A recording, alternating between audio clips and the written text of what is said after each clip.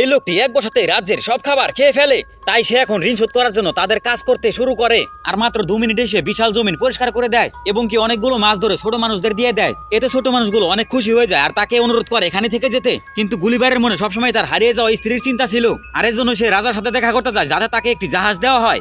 রাজা এটা মেনে নেয়, কিন্তু এক শর্তে। প্রথমে তাকে শত্রুপক্ষের দেশকে হারাতে এদের সাহায্য করতে হবে। আর গুলিবারের কাছে কোনো চারা ছিল না, তাই সে রাজি হয়ে যায়। আর এরপর গুলিবার সোজা চলে যায় শত্রুপক্ষের জাহাজের কাছে, আর তাদের জাহাজ টেনে দূরে নিয়ে যেতে থাকে। আর এখানকার রাজা সাথে সাথে গুলিবারের উপরে হামলা করতে বলে, কিন্তু সৈনিকরা তাকে অনেক হামলা করার পরেও তার কোনো ক্ষতি করতে পারে না। আর এভাবে সে তাদের অনেক দূরে নিয়ে যায়। আর রাজা এখন গুলিবারের উপরে খুশি হয়ে তাকে পুরস্কৃত করেন। আর শর্ত মতো এবার যখন গুলিবার জাহাজ চায়, রাজা দিতে মানা করে। এতে গুলিবার রেগে যায়, কিন্তু রাজা তাকে এতে গিয়ে ফাঁসির আদেশ দিয়ে দেয়। এরপর হঠাৎ করে মহলে আগুন লেগে যায়। এরপর গুলিবার মুখে অনেক পানি নিয়ে মহলে ছুঁড়ে মারে আর তাদের বাঁচিয়ে নেয়। কিন্তু এরপরও পাগল রাজা গুলিবারকে মারার জন্য কঠোরভাবে আদেশ দেয়। এরপর গুলিবার তাদের উপরে হামলা না করে উল্টো এক জাহাজ নিয়ে এখান থেকে পালিয়ে যায়। আর এরপর সে তার স্ত্রীকে খুঁজতে খুঁজতে এক আজীব দ্বীপে পৌঁছায়। আর এখানে সে তারই সাইজের দুটো মানুষকে দেখতে পায়। আর সে অনেক খুশি, ওখানে দৌড়ে যায় আর দেখে এখানে শুধুমাত্র মানুষের আকারে 2টি কাঠপুতলি। আর হঠাৎ করে সে তার পিছে এক অনেক বড় ছায়া দেখতে পায়। আর সে পিছে ঘুরে চমকে যায়, কারণ তার সামনে এক বিশাল আকারের মানুষ দাঁড়িয়ে ছিল। আর এই রাজ্যে গুলিবারের চেয়ে অনেক বড় বড় মানুষ বাস করতো। আর এখানকার মানুষগুলো তাকে খাঁচায় বন্দি করে সার্কাসের মতো প্রদর্শন করতো।